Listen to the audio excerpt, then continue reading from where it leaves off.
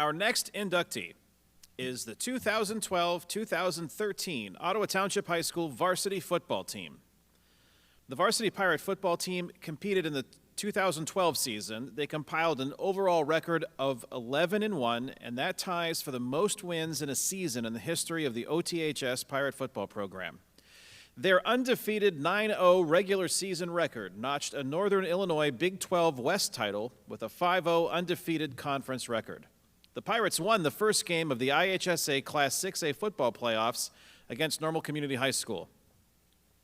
They won the second round by 1 point, defeating Rock Island High School 21-20 in a thrilling game hosted here at home at historic King Field, and that advanced them to the quarterfinals.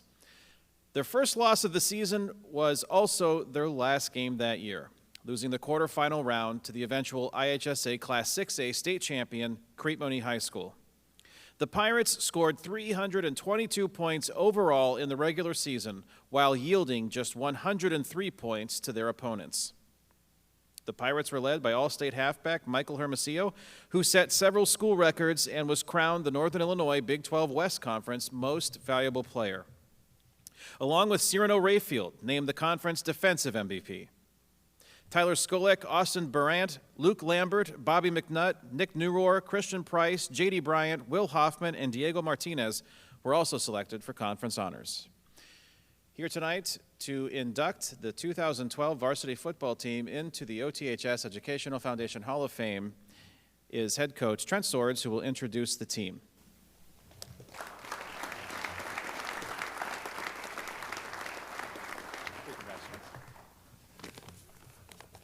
First off, just very humbling to be inducted with these 5 individuals, very inspirational, and just as I was sitting there thinking, we all have greatness in us, and it's nice to celebrate it, and very humbled to be on stage with you. Now, I'm going to introduce the team. I was kind of thinking about this as I was sitting there, of whether or not I definitely want you to stand up. I'd also, I'd like you to come up a little bit front and center so everybody can get a view of you. So if you're not too shy, when I call your name, if you go ahead and stand up and make your way to the front of the stage, that would be outstanding. But I would like to start with coaches. These 3 coaches could not be here tonight: Mark Andrews, Mark Cooper, and Gordy Kirkman. Next, would like to introduce my equipment manager, Kevin Francis, assistant coach, Glenn Weatherford, assistant coach, Pete Sutton, assistant coach, Tom Jepson.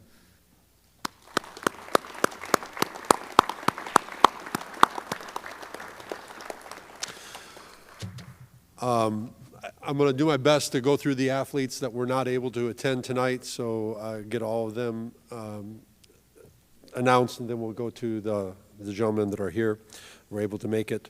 Those not able to attend tonight: Nick Smeets, Jake Slechta, Carter Krause, Devon Jones, Alex Hinrichs, Laron Coleman, Nolan Blankenship, Jeff Niemann, Bobby McNutt, Luke Lambert, Chaz Jonason, Michael Hermosillo, Raiden Fisher, Daylon Bishop, and unfortunately, we've had one young man leave us way too early. Aaron Pittman-Teague has passed away a couple years ago. So I'd like to give those a round of applause, even though they're not here, couldn't make it. Now, starting with the lone sophomore on the group, Mr. Tristan Cunha. Moving into juniors, Jacob Vanda.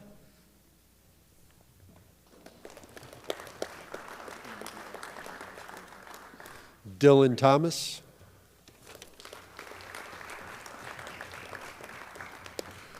Bruce Zobar.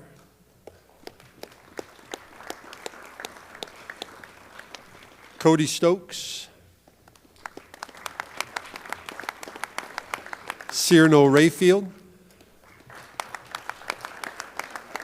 Jeff Kofoid.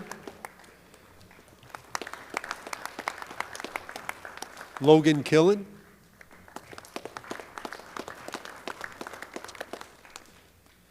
Cahill Horner.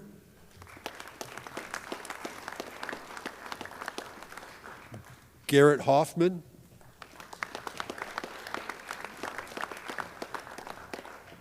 Frankie Filippi. Caleb Dougherty.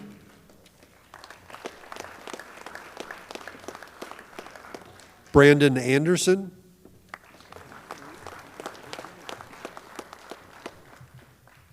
Now on to our seniors. Dean Thomas.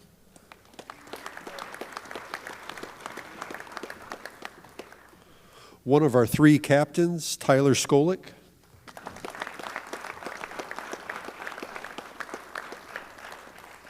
Nate Roberts.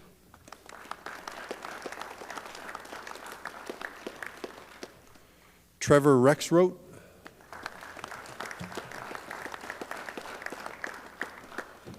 Christian Price. He didn't make it. Yeah, I kept waiting. Nick Nuror.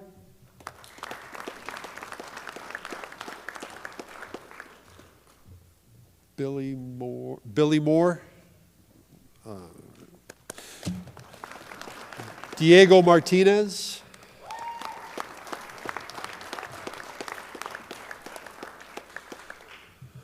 Another of our captains, Will Hoffman.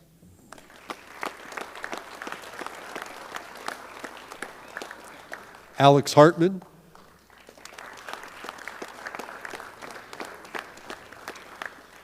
I think he's not here. Kyle Damyen. Oh, is he Kyle? Oh, yes, I'm sorry. I had marked that you weren't here for the team picture, and then you sat right next to me. That's why I shouldn't mark things down. Austin Burant. And J.D. Bryant.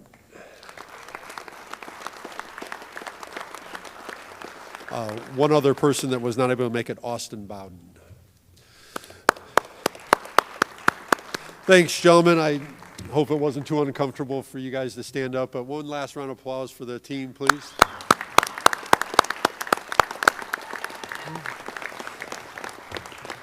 All righty, guys, I'm going to, you can't give a math teacher and a coach a mic and a captive audience and not have me say a few words, so go ahead and sit down, gentlemen.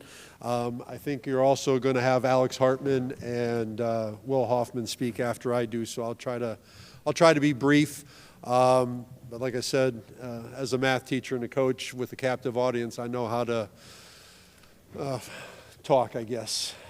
Hopefully I won't bore you with any algebra lessons or calculus stuff.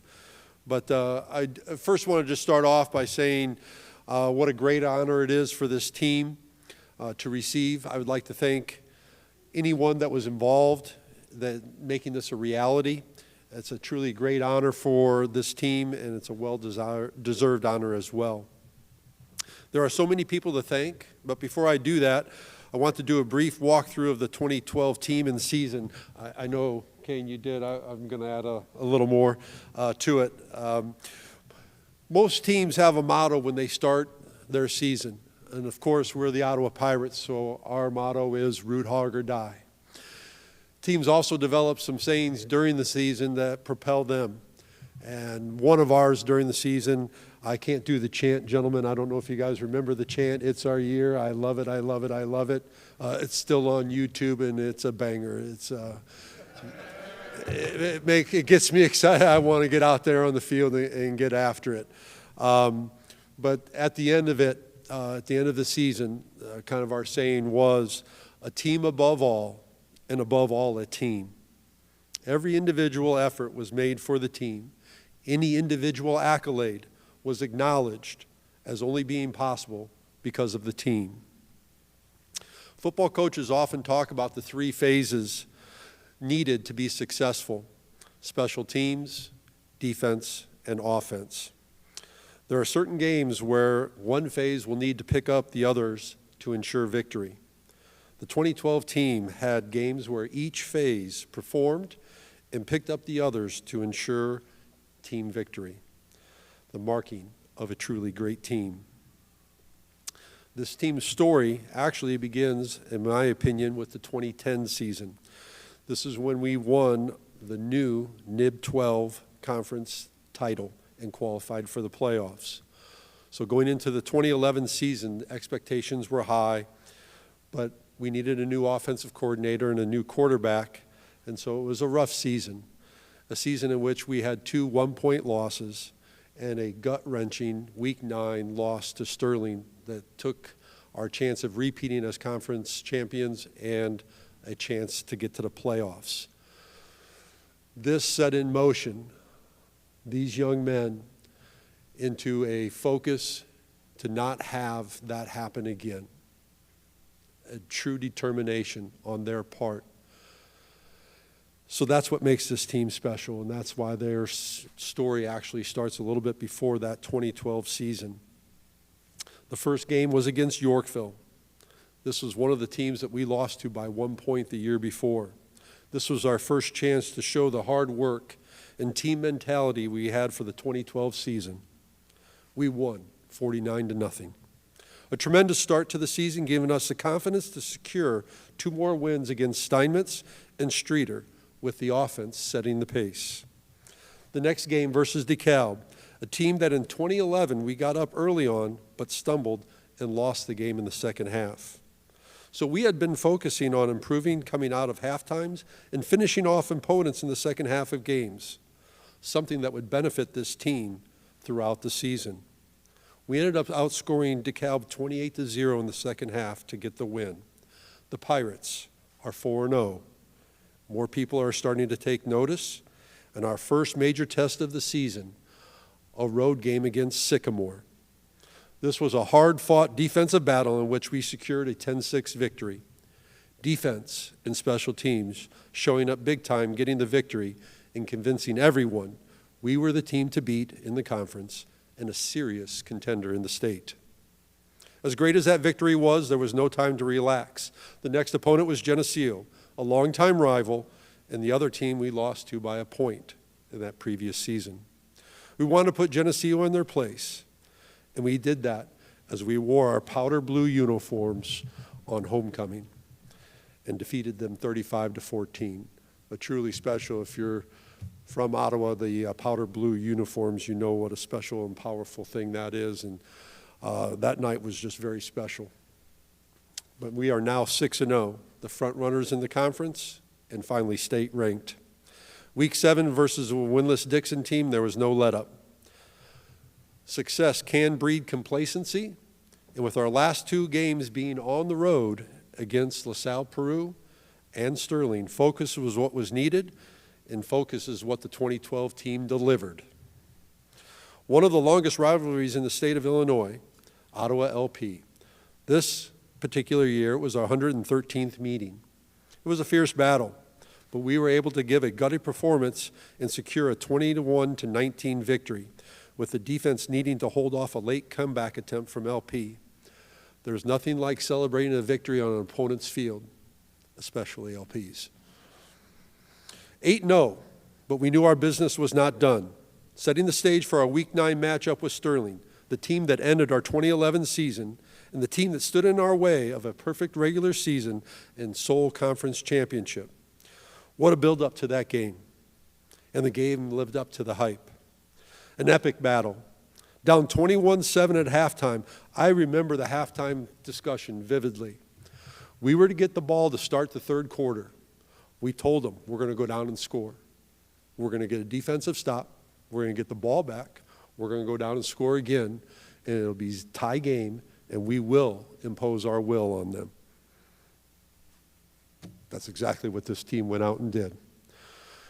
Got the ball, went down and scored, got a defensive stop, got the ball back, scored, and imposed our will. We were able to win that game 27-24, not without, again, each phase picking up the other. This time, again, the defense stopping several fourth quarter Sterling drives. One of those drives, 4 plays from our 2-yard line. We kept them out. Truly remarkable performance.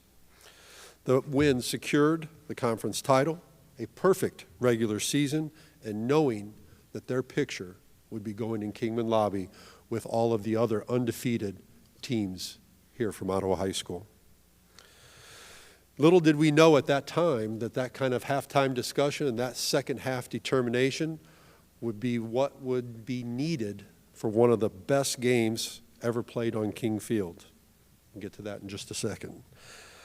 On to the playoffs. First round against Normal High School. Excitement and an undefeated season with the start of a playoff run. We were all enjoying the moment, savoring the moment, but still knowing there was more to accomplish. A tradition that was started shortly after I became a coach here at Ottawa was the Thursday team dinner. At first it just started before home games, but the success of it and the wonderful team building and became a before every game tradition. That week of that, we invited the 95 undefeated team to come eat dinner with us. Also being a coach for that team as well was really special to me to see the past and the present intermixing.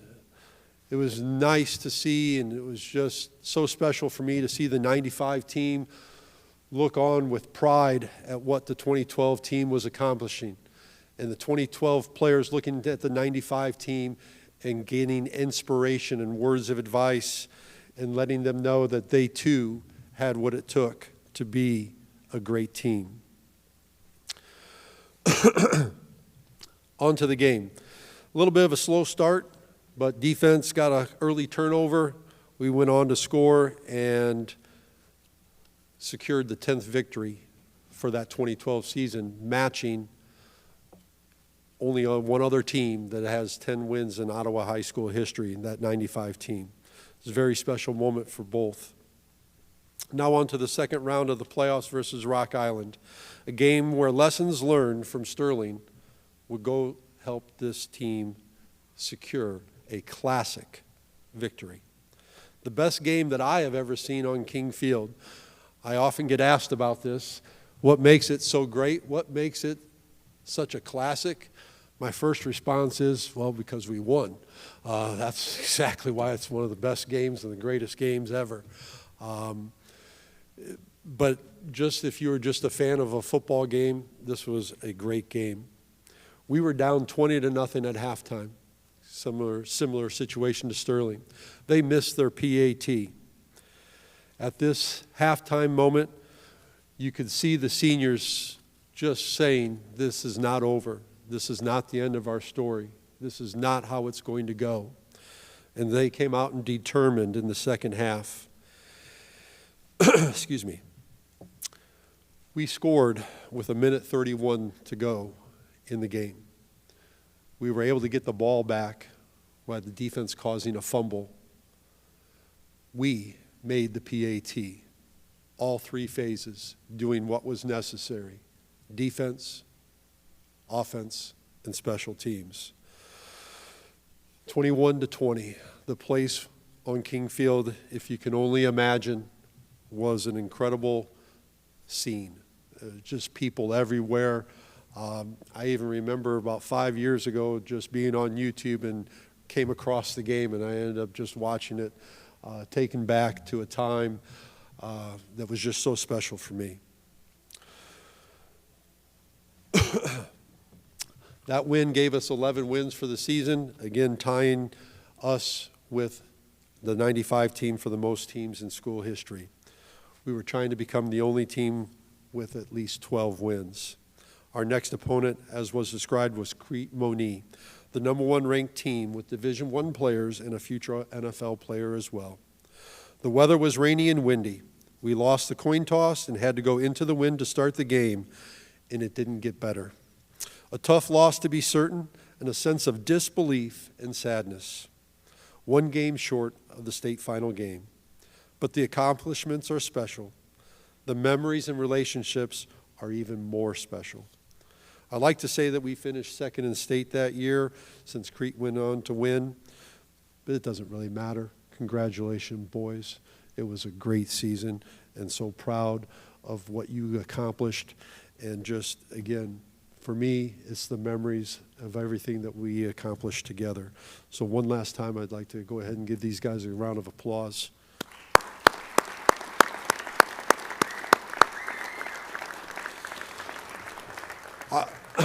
Thank you for indulging me on that trip down memory lane. I get choked up a few times just thinking about it, but I'd like to do some thank yous, and then I'm not sure if I'm going to give it to Alex or Will next, but I'm going to get over to them here in just a second. Some thank yous. First, I'd like to thank Tim and Tom Yups. Thank you for seeing in me a coach and a teacher and giving me the opportunities to showcase both of these here at Ottawa High School, specifically for trusting me in 1995 to remake the Pirate defense for the next 23 years. I'd like to thank Dan Isles for his work and support of Pirate football. I'd like to thank Mike Cooper, first as a fellow coach and then as an AD, for letting me be me and your friendship. And if he were here, I'd remind him RTBO, refuse to be ordinary. Thank you to all the coaches that I've coached with during my 31 years of coaching ball here at Ottawa High School. Specifically, I'd like to make sure I thank again our staff, Kevin Francis, Pete Sutton, Mark Cooper, Mark Andrews, Glenn Weatherford, Tom Jepson, and Gordy Kirkman. I cannot thank my coaches for all the hard work, dedication, and friendship that we have shared. Also, I'd like to thank the parents and loved ones of our players. The team dinners and the tremendous support you gave the team is truly appreciated. To the players that made all this happen, thank you for being you, accepting the challenges that we placed ahead of you, playing for one another, and believing in what we could accomplish together. I am so proud of what you have accomplished and that our lives have crossed and the memories we share. Finally, I'd like to thank my mom and dad for your love and support.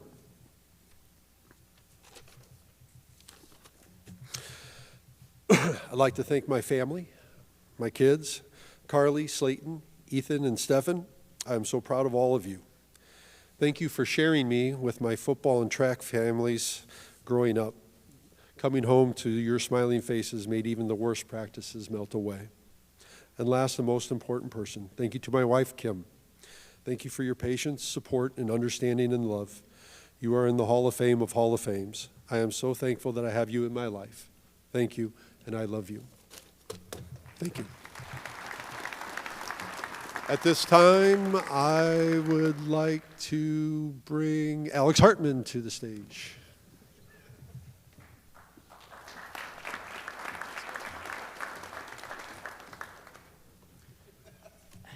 So I want to relate my thoughts here to a book that I've read recently. It was called 4,000 Weeks. And for those unfamiliar, 4,000 weeks is roughly the average span of a human life. And so if you think of that in relation to the 2012 football season, that season lasted, 12 weeks, 13 weeks if you include the red and white game. But again, relating that back to those 4,000 weeks, that's 0.003 of your life. That's less than 1%. And I just think it's incredible how such a fleeting moment in your life can have such a literal lifelong impact. I think I speak for everyone on the stage here when I say that no one will ever forget what we accomplished as a team and all of those memories that Coach just reminded us of. It's something that we'll cherish forever, even though it was such a brief time in your life. It also makes me think too, of the time going back to youth football. Everything from 5th through 8th grade. It makes me think of the parents who donated their time to coach, worked a full day and then turned around and coached us. The parents who made sure we were at practice, had water, again, got us to the games, all the effort and time that was put in for that. And I think if you had a crystal ball at that time and you could tell everybody roughly 20 years ago when that was occurring, you could say, hey, all of this effort and time, all of this is going to be, all this is going to lead to the varsity football team that either we as players are on or your child is on.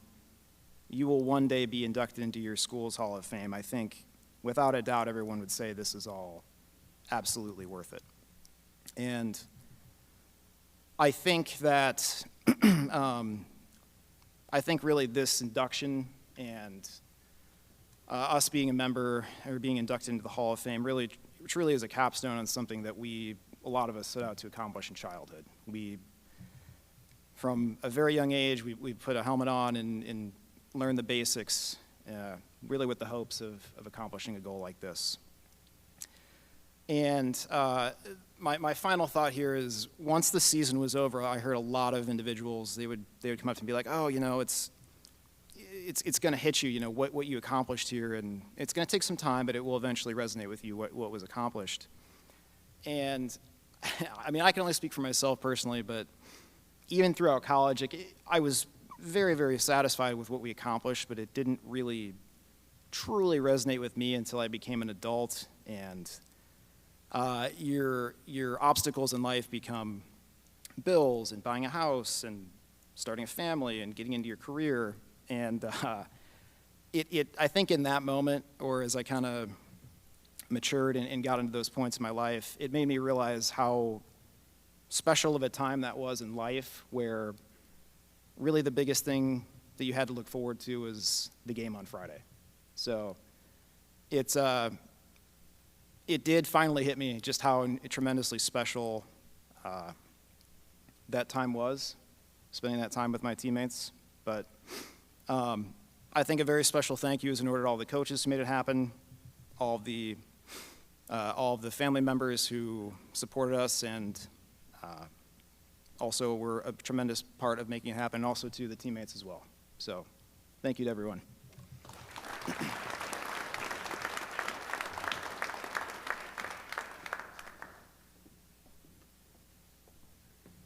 Was well said, Alex, which is no surprise. So it's, I think, Alex, you hinted on this impact of this team. You don't, when you're 16, 17 years old, right, it's hard to focus on anything that doesn't have a ponytail, right? And it doesn't hit you at that time what the spirits of the town being lifted, getting gas at a gas station, and people I've never spoke to just saying, hey, I'm going to the game, good luck out there. I have no idea who these people are. And it's just like, whoa, And, at the time, oh, that's cool. But now looking back, this school means so much to this town, and this team, you said LP, right? The 113th or 114th matchup. There's over 100 teams now that have gone through this school, and there's not many Hall of Fame teams. There's hardly any undefeated teams. Going into that season, we thought we were good, right? Like a cocky 17, 16-year-old would, but there was more to it than that. Because, see, an average team, they can't wait to, wear that jersey down the hall in the Friday night lights, but a Hall of Fame team, it goes back even farther than that. See, an average team will look at the massive bleachers we have, and they see that they're dirty, they see the old food on it, where a Hall of Fame team takes it upon themselves to scrub every square inch of our bleachers, power wash the bleachers. We painted all the chain link fences around the entire property because we already visualized the success of this team, even though, we had no idea of knowing, especially coming off a 4-5 season. It's not like we're back-to-back, coming off a state championship or anything, but we thought that much of ourselves, and we put ourselves to such a high bar that, we keep talking about, that year, and really it goes back even farther than our high school days. I'm looking out and I see a lot of guys I called coach, and we were extremely well-rounded fundamentally coming into that season. We definitely weren't the biggest team ever. I don't think we were ever bigger than a team. We weren't the most athletic team, and we definitely weren't the smartest team. But what I guarantee is there was never a team that outworked us, ever. And that goes back to you parents. The work ethic we had was pretty phenomenal. I think we were 98, 99% of the team was at every workout, after school, doing things upon ourselves. And, yeah, so no team ever outworked us. And also, there was never a team that was meaner than us. And we all know that comes from Mom. And, we had that tenacity, we had the grunt, and just, we didn't have a chip on our shoulders, but we just had, this vision, to be great. And now looking back, and now we're in the Hall of Fame, and I think it's finally really settled. And you realize, it was special. It was an incredible time. So honored, to be part of it and to be named a captain of that team. Truly, it's one of the best honors of my life, still to this day, that they thought that highly of me. And it just, working hard, you didn't want to let the guy down next to you, and what we learned from Ottawa High School, this team, from our coaching staff, you instill that throughout your entire life. And I'm even more honored now just seeing how awesome all you guys are. It's a special group, and to call you friends, my ribs, I'm still hurting from laughing, it's like this ab workout we have before this, you don't see these guys for years, and now you should walk up and it's like, we never missed a beat. And that's that brotherhood, and if you ever played on a team, we work hard, you go through hell and back, and that's that bond that if you haven't experienced that, it takes, not many people get to feel that, but to see our photo now, in this hall is going to be something. You see all these great teams, especially that 95 team that they had their team picture that would just stare holes in you in the workout. You got the sweat pouring, killing ourselves in the weight room, and you see that team just staring at you. They were perfect, and, you want to do that. And, to accomplish what we went out to accomplish, it's special. So thank you all. Thanks for the board. And it's good to be in the Hall of Fame. Thank you.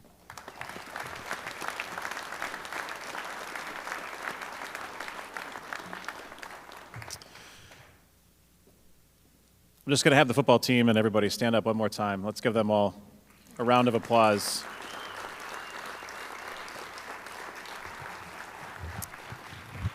So I'm just going to say a short story about that. So my son Lucas is graduating from Ottawa High School this year, and he was a 4-year-old when we were at the game against Rock Island where you won 21-20. And every year that he's played football, I have worn your red hoodie, 2012 playoff hoodie, to each of the games that, each of the seasons anyway, that he's played. But Lucas's first football game that he ever saw was your playoff run for Ottawa High School. And so he's graduating. He was a kicker for the football team all 4 years. And so you make an impact even to kids, watching those games there. That's ultimately what led him. And so I have a connection, even though I wasn't with you on the team. We were there watching your games, and it was a great run. So thank you for inspiring my son and for giving us all something to look forward to and be proud of here in town. We appreciate it, and I appreciate it. Thanks.